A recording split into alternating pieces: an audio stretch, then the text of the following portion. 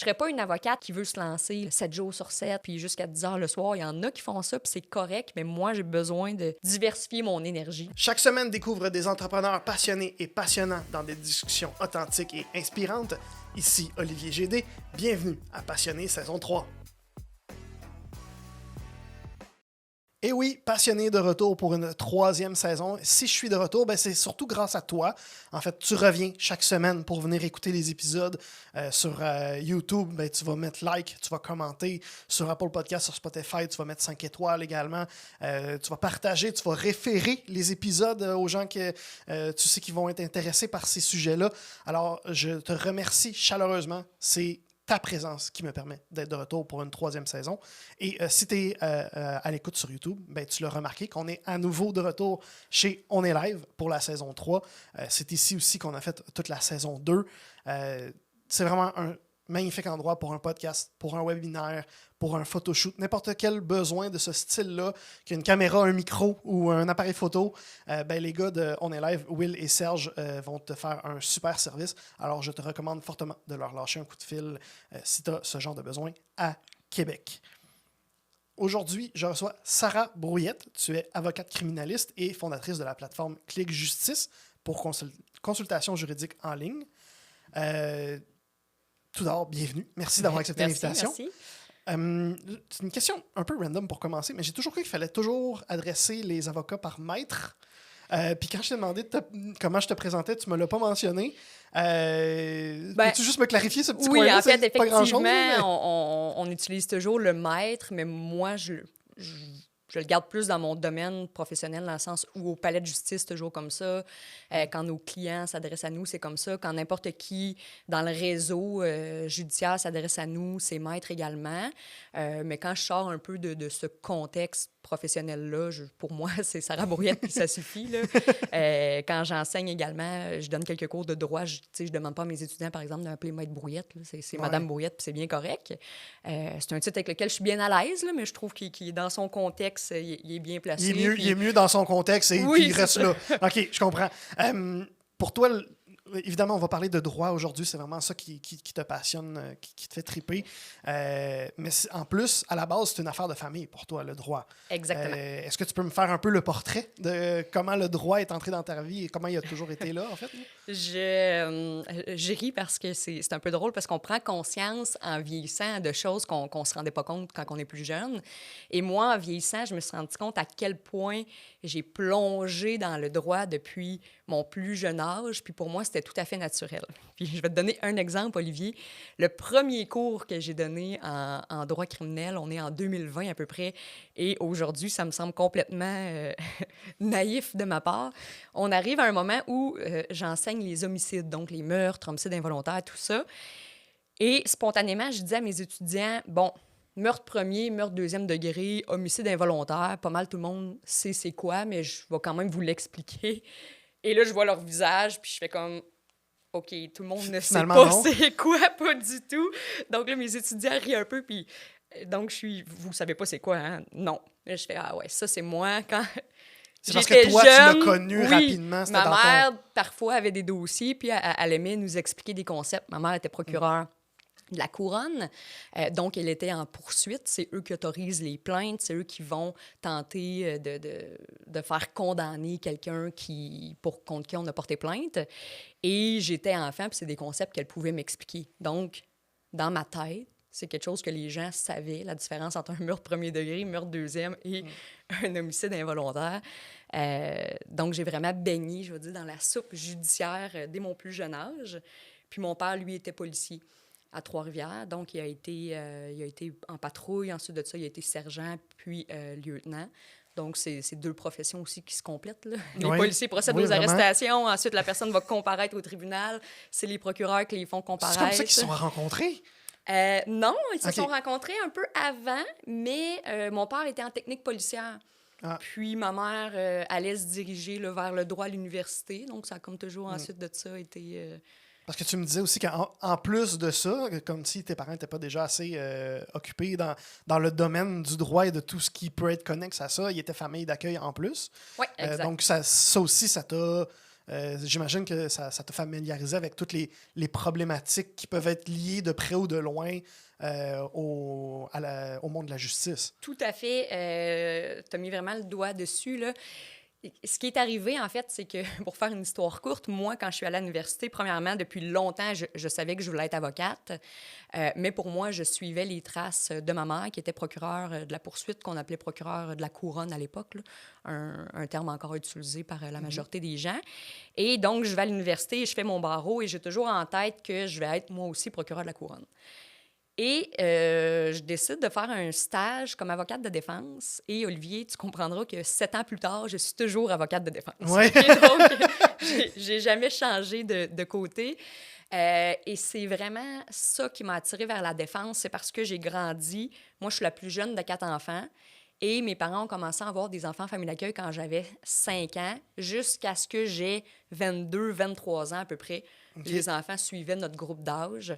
Et mes parents m'ont vraiment appris à ne pas les juger, ces enfants-là, qui pouvaient être différents de nous dans leur comportement, dans leur compréhension de certaines choses, dans le domaine scolaire, des fois, d'autres difficultés que nous, on n'avait pas. Et il y a tellement de moments dans mon enfance où mes parents se sont assis pour dire bien, cette personne-là, son papa, sa maman, se sont pas bien occupés d'elle, ou ils ont des problèmes de consommation, ou ils ont eu des problèmes avec la justice, etc. Et dès mon plus jeune âge, ce que j'ai eu envie, c'est de venir en aide à toutes ces personnes-là. Et éventuellement, mais j'ai compris que de ces personnes-là, malheureusement, il y en a qui devenaient criminalisées plus tard. Mm-hmm. Et quand j'ai commencé comme avocate de défense, dans certains de mes dossiers, je me sentais un peu comme si j'avais en fait des clients qui avaient été en famille d'accueil, que ça n'a pas bien été, changent de famille 20 fois, commencent à consommer de la drogue, commencent à manquer d'argent, font des vols ou sont arrêtés avec de la drogue, etc. Puis en bout de ligne, mais j'avais juste envie d'aider ce jeune-là qui n'a pas eu la même chance que moi, puis qui s'est retrouvé dans une situation triste. Puis il y en a beaucoup de ces gens-là qui, en fait, ils veulent de l'aide, ils veulent s'aider. C'est pas toujours parfait. T'sais, quelqu'un va chercher de l'aide, il y a des rechutes et tout, mais je trouve que c'est une partie importante de notre travail quand même. C'est pas juste du droit, il y a aussi le contact humain. Et moi, c'est ce qui a fait en sorte que je suis restée là, du côté de la défense, en fait. Est-ce que ça t'est arrivé de défendre des gens en qui tu reconnaissais « Ah, ben c'est exactement comme tel frère ou sœur de famille d'accueil. » On dirait que comme si tu voyais cette personne-là en eux un peu? Ou... Ben oui, vraiment. Ben, pas nécessairement identifier une personne fixe, mais un contexte, tout à fait. Il y a des gens qui m'ont marqué, il y a des gens au niveau des familles d'accueil, là, parfois, il y a des placements temporaires. Là. Supposons la personne vient 6 mois, le temps que ses parents se reprennent. Là, ils font un essai au niveau de leur famille. Puis parfois, ben, finalement, dans leur famille, 6 mois plus tard, ça va toujours pas. Puis là, il faut qu'ils les replacent en famille d'accueil. Mais nous, quand tu as une place d'ouverte, tu es obligé comme de la combler. Fait que 6 mois plus tard, quand, je vais dire un nom fictif, là, le petit Éric veut revenir à la maison, il peut pas, la place est prise. Ouais. Puis là, il retombe un peu dans le système. Puis oui, effectivement, des fois, je me disais, hey, tu sais, quand tu vas dans le dossier, 22 familles d'accueil entre l'âge de 8 à 17 ans, tu te dis, tabarouette, c'est sûr qu'après ça, tu as des problèmes au niveau de l'attachement, puis de comment tu gères tes émotions ou des décisions que tu as prises, tu sais, plus tard dans ta vie d'adolescent, dans ta vie d'adulte. J'ai eu quelques adolescents comme clients aussi qui étaient dans ces contextes-là, qui ont des réactions violentes, qui font des délits. Là, je ne suis pas psychologue, mais des fois, c'est de la recherche d'attention et tout. Essayer de pallier une problématique. Donc, c'est sûr que oui, c'était quelque chose qui venait me chercher. Puis, donc, c'est ça, tu as eu les 2 pieds là-dedans, comme pratiquement toute... En fait, pas pratiquement, mais littéralement toute ta vie. Oui. Est-ce qu'il y a un moment déclic qui t'a dit, OK, je m'en vais en droit? Ben, un déclic... Ça a comme été assez facile comme décision à prendre. La seule chose, le seul moment où j'ai eu vraiment une réflexion, parce que j'ai fait un peu de théâtre quand j'étais plus jeune, j'avais eu quelques contrats télévision, puis j'aimais beaucoup ça, ce genre de contrat-là. Et vers 16-17 ans, au cégep, là, à un moment donné, je me suis dit, bon, il faut que je choisisse. Là, soit je m'en vais au conservatoire de théâtre, soit je m'en vais en droit. Mais ça a été quelques semaines, quelques mois de réflexion. Puis finalement, je suis allée vers le droit en me disant je peux toujours faire du théâtre dans mes temps libres ou Finalement, je ne l'ai pas fait, là, ça, c'est une autre histoire. Mais, mais bref, je suis allée vers le droit, puis ça a été comme une décision facile pour moi. Là. OK. Mais justement, tu sais, on entend souvent les histoires d'artistes qui, au départ, il y avait le choix entre la carrière et la vie d'artiste. Puis pendant un moment, ils choisissent la carrière, puis ils sont pas heureux là-dedans. Ils regrettent de ne pas avoir choisi la vie d'artiste plus tôt. Toi, on dirait que c'est comme l'inverse. Tu es heureuse d'avoir choisi la carrière, puis tu es bien avec ça. Est-ce que il y a un bout, même un bout de toi à l'intérieur qui regrette ou pas du tout? Pas du tout. Souvent, je vais dire, j'étais l'enfant dans ma famille qui parlait le plus. Okay? J'adorais avoir l'attention, j'avais beaucoup de choses à dire. Puis comme je dis, je faisais du théâtre et tout ça. Et le running gag dans ma famille, c'est de dire, il y a des gens qui sont payés très cher, les juges, pour m'écouter. Fait que, est-ce que j'ai pas trouvé exactement la branche pour moi? Donc, bien que ce soit pas du théâtre, ça reste que les avocats, on a à s'exprimer, on a à parler beaucoup devant les gens, on veut gagner des points également. Donc, à peu près tous les jours de ma vie, je suis payée pour m'exprimer finalement. Donc, moi, j'ai trouvé vraiment ma voix qui m'a permis d'être satisfaite. Là. Puis, tu racontais un peu les histoires que tu as vues tout au long de ton enfance, ton adolescence, avec tes frères et sœurs de famille d'accueil, et que tu continues de voir des histoires semblables maintenant que tu es avocate criminaliste. J'imagine que c'est ces histoires-là qui ont fini par te donner envie de fonder Clic Justice? Oui et non. C'est sûr que ça va toujours rejoindre ça parce que bon, le milieu criminel est rempli de ce genre d'histoires-là, de jeunes qui ont eu un manque au niveau de leurs besoins dans leur enfance. Mais Clic Justice, l'idée est venue d'un besoin que je voyais qui existait dans le domaine. En début de pratique, nous, les avocats criminalistes, on a nos coordonnées. Là. Quelqu'un peut accéder facilement, par exemple, il y a mon numéro de téléphone cellulaire pour les urgences et tout ça. Et en début de pratique, je recevais beaucoup d'appels le soir qui n'était pas une urgence juridique, je vais dire, mais une urgence psychologique. Dans le sens où ce que je voyais, c'est que la personne ne se sent pas bien en lien avec un litige juridique. Puis là, elle a besoin de parler tout de suite à un avocat parce que probablement qu'elle ne dormira pas cette nuit, là, si elle n'a pas sa réponse. T'sais. Donc, pour nous, les avocats, ce n'est pas une urgence juridique. Puis le soir, ben, à 7 heures, je suis en train de souper, j'étais avec mon conjoint, j'étais avec mon fils, j'étais avec ma mère, peu importe. Évidemment, on a des vies personnelles et privées. Et bref, de temps en temps, je répondais au téléphone et là, c'est quelqu'un qui « Ah, Maître Bourriette, bonjour, voici, je me nomme. Là, moi, voici ce qui m'arrive, j'ai tel problème. » Et là, défilait son histoire et à un moment donné, on n'a pas le choix de mettre une certaine limite. Puis moi, parfois, je les arrêtais puis je disais hey, « Madame, je comprends, vous vivez quelque chose, mais là, moi, on est vendredi soir, par exemple, il est 19h, je suis en train de souper avec des amis. Oui, je suis avocate, mais j'ai une vie privée. Ça va me faire plaisir de vous rappeler lundi matin. On va discuter comme il faut de votre histoire, on va regarder vos options. » Et ça arrivait quand même relativement régulièrement. Donc, je me disais, il y a des gens qui ont un besoin d'être rassurés tout de suite. Puis je le comprends, ça. Tu sais, mon conjoint vient de se faire arrêter, par exemple, samedi. Là, il part avec la police. Qu'est-ce qui va se passer? Qu'est-ce qui m'attend? C'est quoi les prochaines étapes? Je viens de faire un accident d'auto. J'ai reçu un constat d'infraction, délit de fuite, peu importe. Ouais. Je veux une réponse là tout de suite. Ouais, parce que c'est une urgence psychologique dans le sens où c'est stressant, mais il n'y a aucune ligne d'écoute qui va pouvoir répondre à ce genre de questions-là. C'est ça. Fait que je me suis dit, ça serait le fun d'avoir une plateforme en ligne. Là, nos heures d'ouverture, c'est de 7 h le matin à 22 h le soir, justement pour être capable de répondre à l'urgence psychologique. Et le principe, c'est que la personne remplit le formulaire en ligne. Et ensuite de ça, un avocat va prendre contact avec dans les 30 minutes. Okay. Ça peut être parfois, là, souvent même, c'est des consultations, ça va durer 10-15 minutes, mais on vient de répondre à un gros besoin chez la personne, d'information, d'être rassurée, de savoir qu'elle peut être soutenue puis que ça peut être fait rapidement. J'ai eu quelques consultations un peu plus longues où là, les gens, parfois, ils me disent « Bon, ben rappelez-moi pas dans les 20 minutes, là, je veux qu'on prenne vraiment un rendez-vous. » Fait qu'à ce moment-là, on communique par courriel ou par téléphone. Okay. On convient d'un autre rendez-vous. Mais sur le vif, les gens, ils ont besoin de ça. Voici mon histoire, qu'est-ce qui m'attend? Et il y avait un manque également sur la personne qui n'est pas accusée. Tu sais, la mère, le frère, la personne qu'elle n'a pas d'avocat, elle n'aura pas d'avocat parce qu'elle Elle n'est pas accusée. Oui. Le procureur de la couronne, il n'a pas le temps d'appeler la mère de Rémi parce que Tata a des questions, sont déjà débordés. L'avocat de défense non plus, parce que si tu commences à faire ça avec tous ses clients, ça finit plus.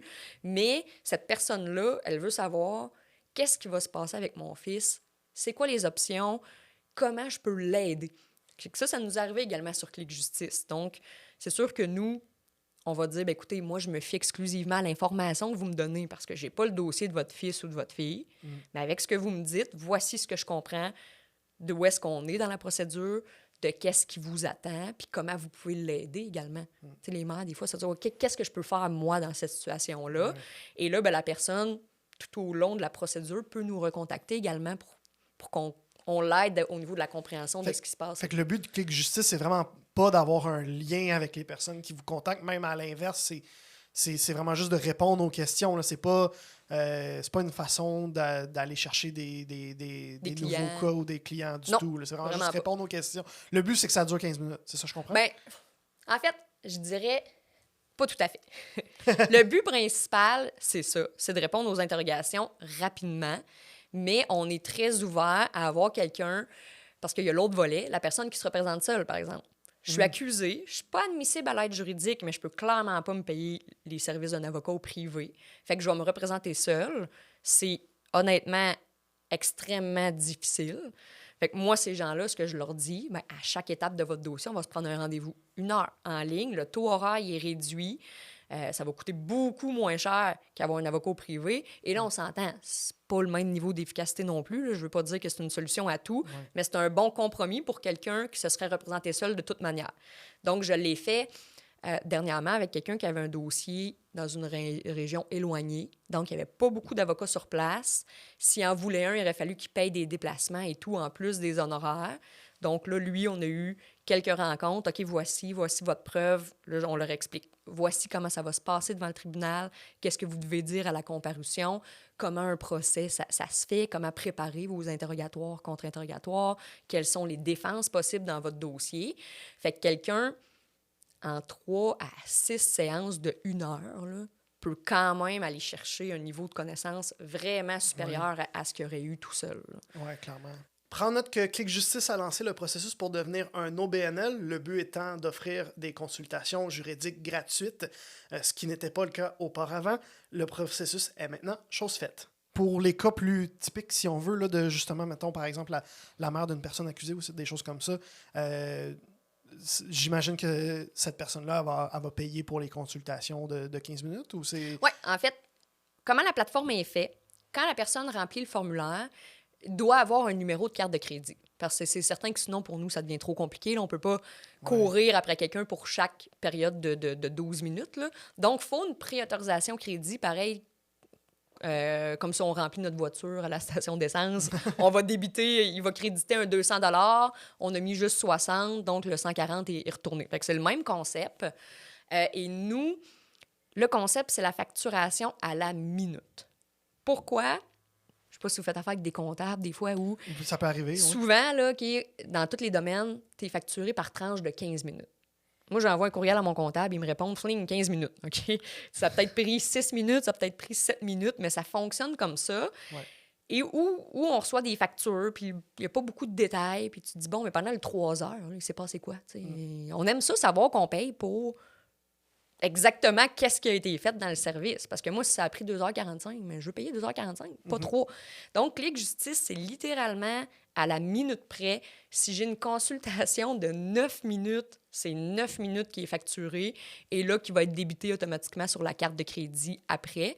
Fait que c'est ce qui fait en sorte que c'est très abordable parce qu'il n'y a pas de frais d'ouverture de dossier. Il n'y a pas, comme je disais, de frais aux 15 minutes. Il n'y a pas de paiement minimum. Ça m'est jamais arrivé, mais je veux dire que quelqu'un me parlerait 4 minutes. C'est 4 minutes qui est facturé, puis c'est tout. Là. Ouais. Puis, tu sais, nous, après ça, il faut rentrer quand même la fiche client, il faut faire la facture, etc. Fait qu'il y a quand même tout le volet administratif, dans le fond, que le client ne paye pas pour ça. Le but, c'est que ça soit abordable puis que ça réponde le plus possible aux besoins de ces personnes-là, en fait. Là. Comment vous faites pour garantir qu'il y a quelqu'un qui va appeler en 30 minutes? Parce que à la base, c'est peut-être une fausse perception, mais j'ai l'impression que la vie d'avocat est une vie très, très bien remplie et que c'est difficile justement de prendre le téléphone pour gérer un dossier de 15 minutes avec quelqu'un qui n'est pas notre client. Comment ça fonctionne, ce volet-là? Bon, il y a plusieurs facteurs. Premièrement, Click Justice, c'est mon projet, c'est moi qui le gère, je veux dire à temps plein, là, dans le sens où il est relié vraiment à moi. Par contre, moi, comme avocate de défense à Québec, dans mon bureau, on est 6 avocats criminalistes. Et moi, quand j'ai parti ce projet-là, je leur avais tout dit, éventuellement, si j'ai besoin d'aide, pouvez-vous aider, tout ça. Donc, eux sont tous partants pour, je veux dire, dépanner, là. Mais tu sais, éventuellement, s'il y a beaucoup, beaucoup de demandes, on va faire des horaires de garde. OK. Présentement, je suis capable de répondre à la demande. Puis quand je vois que j'ai une demande de consultation puis que je ne suis pas disponible, je lance un message sur mon groupe de travail. Puis il y a toujours quelqu'un qui est capable de se libérer justement pour le 15 minutes ou pour 30 minutes. En droit criminel, on a souvent des moments à la cour qu'on a de l'attente. Par exemple, on veut fixer un dossier à procès, on est en train d'attendre dans la salle de cour, il y a plein d'autres dossiers avant nous, et on peut sortir de la salle, on peut revenir parce que c'est une salle à volume. Donc, si par exemple, je suis en train d'attendre pour fixer mon procès en salle 2.15, qu'on appelle à Québec, puis que je reçois un appel sur Click Justice, bien, facilement, je peux le faire, je vais revenir dans 30 minutes pour fixer mon procès. Je sors, je prends un cubicule au palais, je peux faire ma consultation, revenir. Donc, ça va quand même bien, mais c'est certain que je me suis dit, éventuellement, si ça roule presque temps plein, par exemple, bien, je vais embaucher. Tu sais, je vais aller chercher des avocats qui veulent vraiment faire une pratique en ligne, à limite à temps partiel, là, mais tu sais, qui veulent mettre un 20-25 heures semaine chaque sur la plateforme. On n'est pas rendu là encore, mais c'est sûr que je l'ai considéré là, en me disant un jour, je pense que ça va être nécessaire. Là, okay. Ouais. Puis, ton but à long terme avec Click Justice, est-ce que c'est que ce soit 100% de ton temps à toi ou que ce soit quelque chose en parallèle de ce que tu fais déjà comme avocate criminaliste à Québec? Moi, je le vois plus en parallèle, d'où l'embauche si jamais ça roulait beaucoup, parce que j'aime ce que je fais, j'aime ça faire des procès, j'aime le contact en face à face aussi avec les gens, mais je trouve que c'est un volet intéressant aussi là, de pouvoir rejoindre plus de gens plus facilement en ligne, là. Donc, ça va toujours être en parallèle. Mais bon, en même temps, on ne sait jamais, hein? Donc on verra, parce que peut-être dans 10 puis 15 ans que ça va être complètement ailleurs, là. Mais c'est sûr que mon idéal, j'ai de l'aide, puis on se divise la tâche là, peut-être à 3 dans la semaine avec les heures d'ouverture, fermeture et tout. Avant de continuer, j'aimerais remercier AGMT.dev. L'équipe d'Alex Gauvreau m'a beaucoup aidé cet été avec plusieurs problèmes que j'avais sur mon site web et sur mon domaine, dont plusieurs problèmes que d'autres professionnels avant n'avaient pas réussi à régler. Alors, si toi aussi tu as des problèmes, des besoins en outils informatiques, fait que logiciels, applications et autres outils informatiques en tout genre, ou même en création de sites web custom, ou n'importe quel autre besoin informatique, ben, l'équipe d'AGMT.dev est là pour toi. Alors, je t'invite à visiter le site web agmt.dev ou à écrire directement à Alexandre Gauvreau au alex@agmt.dev. Moi, j'ai l'impression que j'ai une vision assez faussée du droit et surtout de la vie d'avocat, probablement à cause des films puis des séries comme Suits. À quel point la vie d'avocat ressemble à ce qu'on peut voir dans ces séries-là comme Suits? Bien, Suits, c'est un mauvais exemple. C'est un mauvais exemple? Ben, en fait, parce qu'ils sont toujours en train de faire des choses illégales, je vais dire ça comme ça. Ils twistent, ils mentent à un client pour faire, bon, ils font un peu de manipulation et tout. Bon, puis en plus, il n'est pas avocat, le plus jeune, je ne me rappelle plus son nom. Oui, c'est ça le que je l'ai écouté, mais ouais. Il y a quand même... Avez-vous déjà écouté The Good Wife? Non. Elle faisait du civil puis un peu de criminel. Puis ça, c'est une des séries que je trouvais qui ressemblait le plus. Ils ont beaucoup de dossiers, ils arrivent à la cour, il y a une enquête sur remise en liberté, elle devait gérer ça un peu rapidement, les arguments, puis ça faisait quand même du sens là, pour ceux qui écoutent The Good Wife. Je trouvais que ça ressemblait quand même à notre pratique. Mais honnêtement, c'est sûr qu'il y a des similitudes. Là. C'est un client qui rentre, c'est changer d'horaire. Surtout nous, en criminel, là, on ne sait jamais d'avance quand quelqu'un va se faire arrêter. Là. On s'entend? Ouais. Donc, parfois, bon, un petit lundi tranquille, oups, finalement, le dimanche, le téléphone sonne, puis au bout du fil, c'est la police. Fait que c'est un peu comme dans un film. « Bonjour, Maître Brouillette, on vient d'arrêter quelqu'un. Monsieur X voulait vous parler pour son droit à l'avocat. » On donne un droit à l'avocat par téléphone. Ensuite de ça, va comparaître. Il y a une enquête sur remise en liberté. On parle aux cautions. La mère, bon, est-ce que vous êtes prête à cautionner pour votre fils? La sœur, OK, il faut y trouver une adresse. On fait des téléphones. On veut trouver une thérapie, un suivi de soir. On fait une enquête sur remise en liberté. Là, il reste détenu ou pas, passe à l'autre étape. On rencontre des clients dans nos bureaux, les plaidoiries. Tu sais, le travailler jusqu'à des fois 2 heures du matin parce qu'il s'est passé une surprise pendant le procès et tout, ben oui, ça, c'est tout. Ça peut arriver. Oui. Essayer de faire. C'est moins fréquent, mais tu sais, confirmer des faits. Il y a eu un accident sur tel coin de rue, ben de temps en temps, on va vouloir. Là, on utilise Google Maps, là, mais tu sais, on veut vouloir aller voir les lieux. Oui. On fouille un peu les Facebook, des fois, tu sais, des témoins. Et on te dit quelque chose sur l'événement, etc. On va chercher de la preuve pour les procès. Donc, pour certaines séries, là, oui, il y a des Puis similitudes. est-ce que ça ressemble à la vision que tu avais, que tu aurais de ta vie dans le droit quand tu t'es inscrit à l'université, par exemple, ou avant, quand tu étais plus jeune? J'imagine avec tes parents, c'était plus facile d'avoir une bonne idée, là, mais... Bien, c'est sûr que le fait d'être allé en défense, ça a fait une grosse différence, là. Parce que, bon, pour moi, j'allais à Couronne, donc j'étais fonctionnaire, j'avais une paye fixe, puis fonds de pension, puis tout était beau, là. J'ai l'impression qu'en défense, il y a plus de... Je vais dire...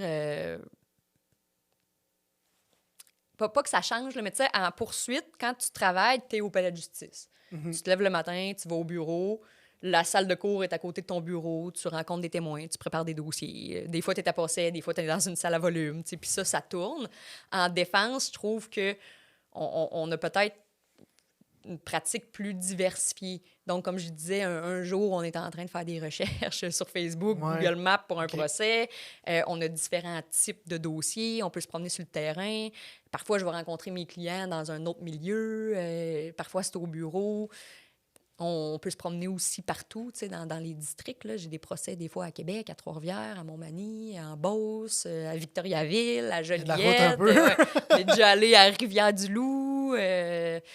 J'ai un collègue qui s'en va aux Îles-de-la-Madeleine pour faire un procès. Tu sais. Donc, ça, je l'avais jamais envisagé parce que, comme je disais dans ma tête, j'allais rentrer au palais de justice. C'était là que je m'en allais. Faut gérer toutes nos finances aussi. Ça, je n'avais aucune idée comment ça fonctionnait. Des bilans trimestriels, de la comptabilité, remettre les taxes, être sûr que tout est beau, les comptes en fidéicommis. Ça, c'est tout un autre volet administratif que je ne savais pas qu'il existait. Parce que mes parents travaillaient au public. Là. Est-ce que est-ce que la courbe d'apprentissage a été difficile pour ces choses-là? Ben, difficile. Ça, c'est le volet qui est toujours un peu difficile. Tout le volet administratif, là, nous, en défense, je pense que majoritairement, c'est l'irritant. Là. On aimerait tout ça faire juste du droit puis que la paye rentre seule puis que ça soit réglé. Là. Puis je trouvais qu'on n'avait pas vraiment eu de formation là-dessus, fait que ça a été un peu à prendre sur le vif. Là. Donc là, tu sais, ça, ouvrir le compte, comment ça fonctionne, là, on fait affaire avec des comptables, etc., pour s'aider, mais c'est d'autres frais. Donc ça a été plus difficile, puis ça l'est toujours. On pense également que quand on envoie une facture, les gens payent tout de suite, puis c'est réglé, là, mais c'est une autre réalité également. Là, parfois, il faut se rendre jusqu'à la mise en demeure. Est-ce que je vais poursuivre vos petites créances, etc. Surtout avec la clientèle criminalisée qui... Ben, c'est ça, c'est sûr. C'est souvent j'imagine, c'est des personnes qui la vie a moins favorisée, si on veut. Là. Donc, juste d'avoir l'argent pour faire ce paiement-là doit être... C'est ça. Un, il faut avoir l'argent. Deux, il faut avoir la gestion. Parfois, c'est juste qu'on a perdu le contact avec notre client. Tu sais, des gens qui ont moins de stabilité, ils déménagent beaucoup, ils ont changé de numéro de téléphone, des choses comme ça. Donc, c'est sûr que c'est pas la clientèle la plus facile au niveau des paiements. C'est pas du tout le monde là, qui est comme ça, mais une fois de temps en temps, ça arrive de ce côté-là aussi que j'avais pas envisagé. Mais tout le reste, tout ce qui se passe à la cour, tout ce qui se passe dans la gestion de dossiers et tout, je dirais que c'est pas mal l'idée que je m'étais faite du droit. Puis là, c'est peut-être encore ma vision faussée du droit qui parle, mais j'avais l'impression que une fois en sortant de l'université, ben, on avait le choix entre soit on s'en va dans un bureau défendre les méchants, soit on va procureur de la couronne puis on va défendre les gentils. Est-ce que c'est vraiment le cas? Ou est-ce que pour toi, c'était un choix qui se comparait à ça au début? C'est l'idée que j'avais, effectivement, dans ma tête. Là, il faut mettre en contexte, ma mère, quand elle était procureure, les 15 dernières années à peu près de sa pratique, elle faisait uniquement des crimes sexuels contre les enfants. OK? OK. Puis c'était des dossiers souvent quand même solides, là, dans le sens que, tu sais, la preuve, souvent, c'est fort. Là. Tu sais, ils ont eu un prélèvement, etc. Il y a des signes d'agression sexuelle sur un jeune enfant physique, Donc, il n'y a pas vraiment de doute. Là. Émotionnellement, j'imagine le dossier est difficile, mais en termes de pratique du droit, c'est plus ou moins un walk in the park, si on veut. Ben, C'est un peu ça? non, c'est pas ça que je veux dire. C'était plus dans le sens où c'est plus évident au niveau de la preuve matérielle de te dire il y a effectivement quelqu'un qui est coupable de ce crime-là. Tu sais. OK. Là, t'espères que tu as trouvé le bon, là, dépendamment Ouais, du je dossier. comprends. Et tu vas à procès avec ça, puis tu es convaincu, mettons que tu as la bonne personne, parce que supposons qu'il y a une concordance avec l'analyse ADN. Bon, ben là, on se trompe pas, puis tu fais ton procès. C'est pas nécessairement un walk in the park parce qu'il y a une grosse pression publique et tout, mais donc moi, j'étais très centrée par la personne qui est accusée, c'est le méchant dans l'histoire, tu sais, puis la victime qui est un enfant, c'est le gentil, puis ma mère défend le gentil, puis elle veut envoyer le méchant en prison. En faisant de la défense, c'est sûr que cette idée-là est complètement nuancée parce qu'il y a énormément de zones grises. Il y a des contextes. T'as deux choses. Premièrement, il y a les gens qui arrivent dans mon bureau, par exemple, que la preuve est circonstancielle. Je sais pas si tu sais. Oui, Tu sais, oui, donc, bon, il était à tel endroit, proche du crime, on pense que, et tout ça. Et qui, eux, vont me dire, ce n'est pas moi. Il y a une erreur judiciaire. Je comprends que j'étais probablement à mauvaise place au mauvais moment, mais ce n'est pas moi. Moi, je me dis, il faut que je le croie, cette personne-là. Imaginez là, que c'est vrai que c'est pas lui. Là, il est accusé, ouais, parce que je pense que supposons, c'est illégal de représenter quelqu'un si on ne croit pas qu'il est... Ben non, c'est pas c'est illégal, ça? c'est que tu peux pas faire mentir ton client. OK. Mon client peut pas me dire « Hey, c'est moi, là, mais je vais aller devant le juge puis je vais lui dire que c'était pas moi. » Ça ne fonctionne pas. Si mon client me dit « C'est pas moi », parfait, je vais le mettre dans la boîte, il va expliquer sa version des faits, mais je trouve que, c'est super important que quelqu'un le croie. Parce qu'effectivement, on est dans un dossier criminel, parfois c'est des peines de détention, c'est grave, puis je me dis, si cette personne-là m'a dit que... Puis je parle toujours au « il », je veux pas avoir l'air... On généralise, là. Je généralise, mais tu sais, la vérité, c'est que 90 % de ma clientèle, c'est des hommes. Là, fait que je suis plus habituée de parler au il, aussi, mais... on va se défendre avec la loi la règle du français que le il l'emporte. Ouais, on va y aller avec ça. C'est ça va être ça. Mais bref, donc s'il me dit « c'est pas moi », je me dis « faut que je le croie », puis il mérite une défense pleine et entière, puis il faut faire valoir ce qu'il me dit, parce que une mauvaise condamnation, personne ne veut ça là, dans le système de justice canadien. Donc là, il y a ce volet-là. Après ça, il y a le volet de la personne qui dit, bon, supposons j'ai été arrêté avec de la drogue. Bien, c'est vrai, mais là, tu essaies de comprendre son contexte. T'en es où, toi, là? Tu es allé en thérapie? T'es-tu bien où ce que tu es, dans le sens, dans la vie, tu consommes, puis toi, tout est beau? Des fois, c'est ça. Regarde, je vais plaider coupable, essaye de m'avoir la peine la moins sévère possible. OK, parfait. D'autres fois, c'est vraiment, hey, je suis tannée de ce mode de vie-là. Ça fait des années que je suis dans la criminalité, dans les problèmes de consommation et tout. Et là, on les dirige vers des ressources, vers des thérapies. Parfois, les gens reprennent contact avec leur milieu familial. Ils essaient de créer un filet de sécurité, dans le fond. Des agents de probation qui peuvent les suivre et tout. Donc, ça aussi, le volet, est-ce qu'il a commis un délit au sens du code criminel? Ben oui. Mais est-ce que ça fait en sorte que je défends le méchant, entre guillemets? Ben absolument pas. C'est juste quelqu'un qui a eu des problèmes, qui en a encore, puis qui veut s'aider. Ouais. Puis tout le monde est différent. Puis, tu sais, c'est ce que j'aime du travail, c'est qu'on est sans jugement. Puis moi, c'est ça qu'on m'a appris quand j'étais enfant. Tout le monde est différent, tout le monde est né dans un contexte différent, on a appris des choses différentes, puis on est qui pour les juger? T'sais, moi, j'ai toujours dit, j'ai été élevée dans Watt, là. J'en ai conscience, mes parents, ça allait bien financièrement, ils étaient un couple sain qui allait bien, je me suis toujours bien entendue avec mes deux frères puis ma sœur, il n'y avait aucun problème à la maison. Donc, je suis qui, moi, pour dire que la personne qui a commis un délit, c'est le méchant dans l'histoire. Ouais. C'est juste quelqu'un qui est dans un contexte différent, puis parfois qui a besoin d'aide.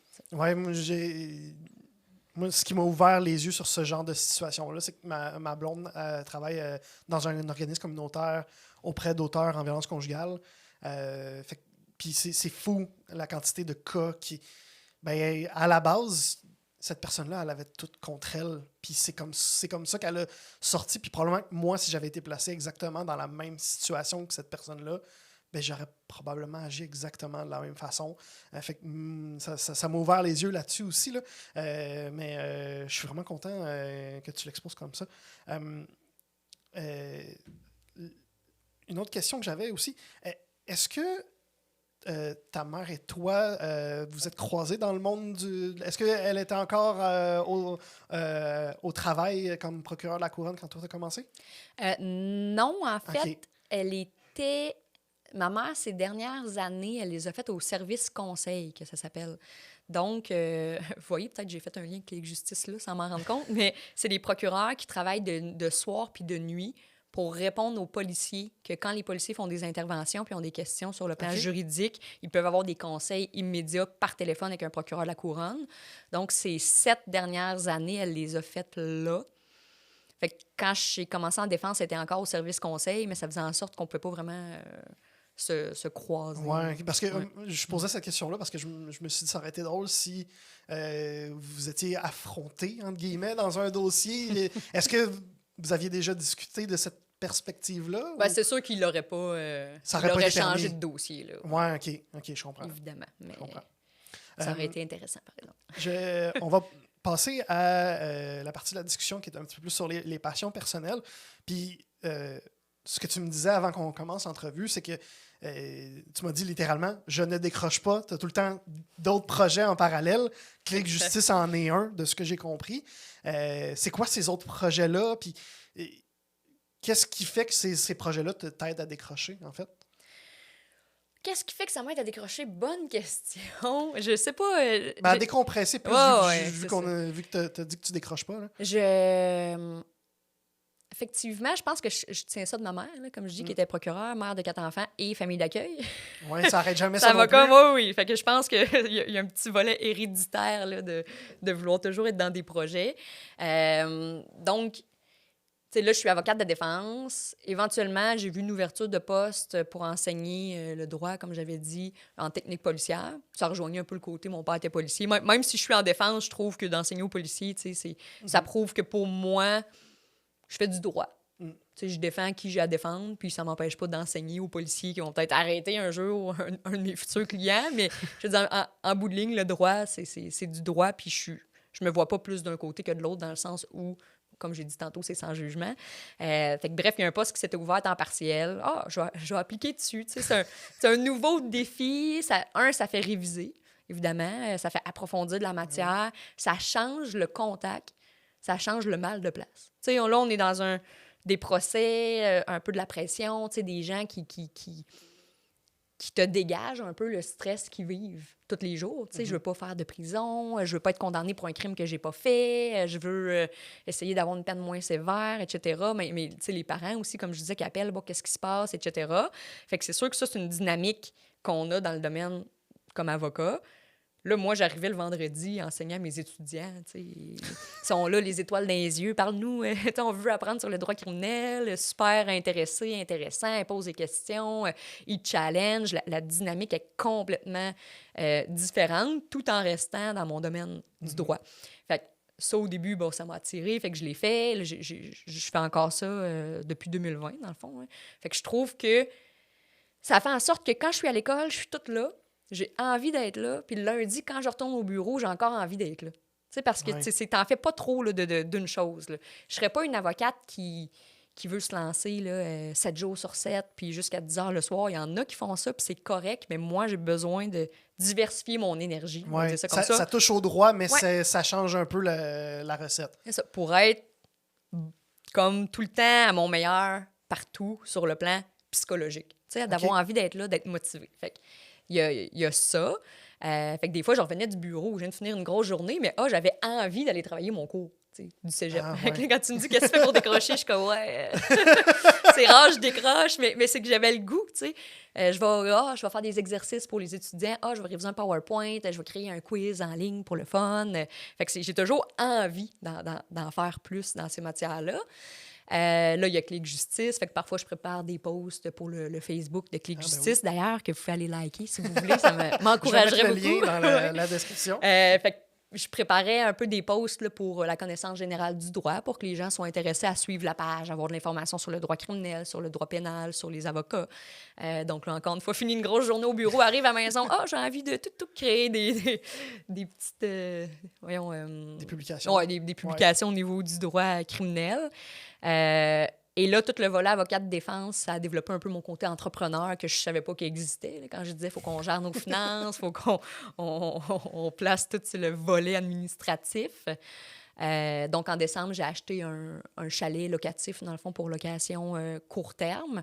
Je l'ai donné en gestion parce que je ne voulais pas que toute la charge soit sur mes épaules. Oui, t'en as déjà assez, de toute façon. Oui, c'est ça. Fallait balancer un peu. Fait que la compagnie de gestion, dans le fond, le loue, mais on a le droit de le louer quand on veut. Fait que moi étant moi, je me suis rendu compte que je n'étais pas capable de m'empêcher de... de t'en occuper toi aussi. C'est ça. Je suis sur tous les groupes Facebook de chalets à louer, etc. Fait que là, bon, je prépare mes posts, je réponds aux gens, j'essaie de faire des prix. Puis fouille-moi pourquoi, là. J'aime ça. Fait qu'encore une fois, j'arrive le soir, mon chum, il me dit toujours « Hey, on peut-tu écouter une série tranquille? » Non. La réponse, c'est non. Je suis en train de répondre c'est ça, je voulais te demander. Ça t'arrive-tu un mardi soir de te mettre en pyjama devant la TV puis de regarder une série quelconque? Ben, la série va être là. Est-ce que je la regarde à 100 ?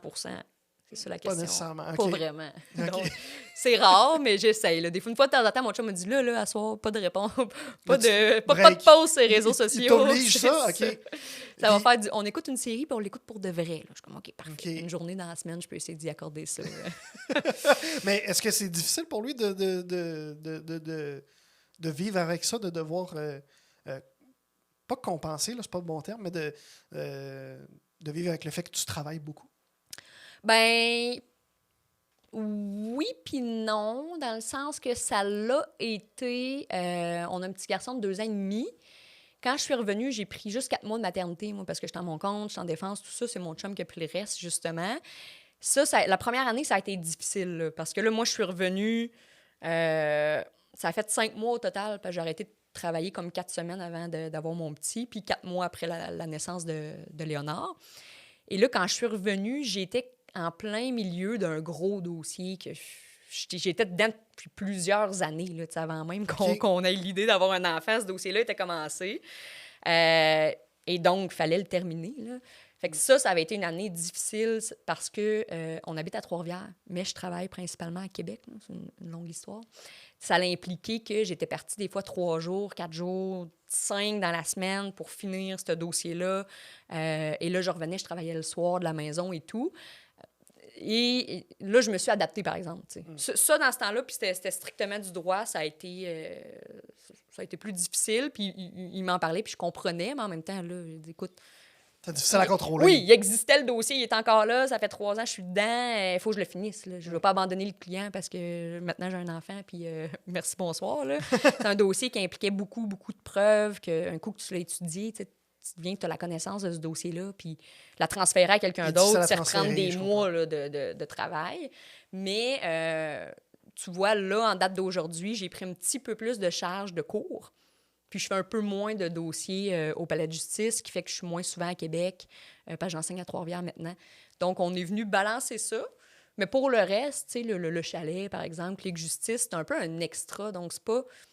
Même si je réponds pas à mes messages, mettons, le mardi, je vais répondre le mercredi matin. Fait que ça s'adapte bien, ça s'ajuste, puis on arrive à... Je veux dire, à trouver le compromis là-dedans. Là. Mais effectivement, il a fallu que je diminue mes dossiers sur le plan avocate. OK, je comprends. J'ai quelques petites questions que je pose à tous mes invités que j'aime leur poser. Si tu pouvais prendre un café avec n'importe qui, c'est toi qui décides, en vie ou décédé, avec qui tu prendrais ce café-là et pourquoi? C'est vraiment une dure question. J'ai jamais réfléchi à ça. Est-ce que tu passes à l'autre question? Je vais réfléchir. Parce que spontanément... On peut faire ça, oui, mais il en reste rien qu'une après. Okay. Tu vas juste pouvoir passer une fois. Ça, c'est une question que... Moi, je fais beaucoup de réseautage, et en réseautage, c'est une question qui revient de temps en temps. Quand on rencontre quelqu'un, ces personnes-là nous demandent « Qu'est-ce que je peux faire pour t'aider ou pour aider ton entreprise? » Fait que là, je te pose la question par rapport à Clic Justice. Mm-hmm. qu'est-ce que moi ou que les auditeurs peuvent faire pour aider Clique Justice ou pour t'aider toi? Bien, c'est certain que la page Facebook, comme je disais tantôt, aller donner un like, suivre notre page, ça va aider énormément. Puis en parler parce que c'est relativement nouveau. Écoute, je pense que ça fait 1 an et demi à peu près qu'on est en ligne. Puis, bon, comme vous avez compris, les auditeurs, je mets de l'énergie un peu partout. Donc, je suis pas à 100% toujours dans Clique Justice. Je fais mes pauses de temps en temps. Puis, je laisse ça aller dans le sens que ça va se développer tranquillement. Puis, c'est bien correct. Mais juste d'en parler, parce que moi, je pense que ce besoin-là, vraiment, il existe chez les gens. Et qu'en plus, comme je disais, c'est abordable, puis c'est pour répondre rapidement, puis aider. Donc, si vous avez des gens dans votre famille qui ont besoin de conseils juridiques, qui ont des inquiétudes par rapport à un autre membre ou, tu sais, un enfant, peu importe, de les référer à Clique Justice, puis nous, ça va nous faire tellement plaisir de pouvoir les aider puis les rassurer. Je reviens donc à mon autre question juste avant. Bien, avec qui ce café? Ouais, je suis un peu plate, moi, sur le plan. Tu sais, je suis pas quelqu'un qui a une idole, mettons, tu sais, connu, des fois un acteur, un groupe de musique, une personnalité X. Pour moi, ce qui est important, c'est les amis, la famille et tout. Donc, toi, cette question-là, je réfléchis, puis Mais ça peut être avec quelqu'un qu'on connaît pas aussi, tout simplement. Oui, c'est ça. Si tu nous c'est ça, dans le expliques sens que ça ne sera pas une relation. personnalité connue. Mais tu vois, si j'avais une chance, j'ai la mère d'une de mes amies qui est décédée, ça va faire 3 ans bientôt, que je connaissais depuis que j'étais enfant. C'est une amie d'enfance qui était tellement une femme souriante, puis justement qui aidait, qui aimait aider, puis qui était intéressée. Puis elle a, quand elle est décédée, j'étais enceinte de Léonard, donc elle n'a jamais eu l'occasion de le rencontrer. Puis si je pouvais, ben, je prendrais un bon café avec Hélène, qu'elle s'appelle, puis je pourrais y parler de mon petit gars, puis je serais bien contente. C'est une très belle réponse. Je suis content de t'avoir donné un petit peu plus de temps pour y réfléchir, parce que c'est une très, très belle réponse. Donc, finalement, pour Clique Justice, tu l'as déjà dit, la page Facebook. Est-ce que vous êtes ailleurs? Et le site web aussi, également? Oui, ben, le site en ligne, là, c'est cliquejustice.ca. Mais sinon, pour l'instant, c'est juste la page Facebook. Je ne suis pas très encore Instagram et tout, mais éventuellement, je vais mettre les liens en description de l'épisode. Là, fait que même si vous êtes à l'écoute sur YouTube, sur Apple ou sur Spotify, le lien est disponible en description. Donc, on va aller suivre ça. Merci beaucoup, Maître Sarah Brouillette, d'avoir accepté l'invitation. J'ai vraiment apprécié discuter avec toi. Moi aussi. Tu fais encore ta facturation sur un fichier Excel? Ben, tu as besoin de Momenteo. Momenteo est un outil de facturation et de devis en ligne pour entrepreneurs. Il te permet de créer, personnaliser et envoyer des devis et factures en quelques minutes. Et surtout, ben, tu peux faire tes suivis directement dans l'application et recevoir tes paiements de façon efficace. Combine ça avec le calendrier intégré et tu as un portrait super clair de ton entreprise en quelques clics. Pour gérer ta facturation, c'est simple. Tout ce que ça te prend, c'est quelques minutes et Momenteo. Essaye gratuitement sur momenteo.com et ensuite de ça, utilise le code promo PASSION20 pour 20% de rabais sur l'abonnement de ton choix. Simplifie ta facturation dès aujourd'hui avec Momenteo. Merci d'avoir été à l'écoute jusqu'à la toute fin de cet épisode. Je l'apprécie énormément. Si tu t'es rendu jusque-là, c'est probablement parce que tu as aimé ce que tu as entendu. Alors pourquoi pas le démontrer? Utilise le pouce en l'air si tu es à l'écoute sur YouTube et les 5 étoiles si tu es à l'écoute sur Apple Podcasts et sur Spotify. Si tu as vraiment adoré ça, ben pourquoi pas t'abonner et partager l'épisode que tu viens d'écouter à quelqu'un que tu connais et que ça pourrait inspirer. C'était Olivier GD. À la semaine prochaine.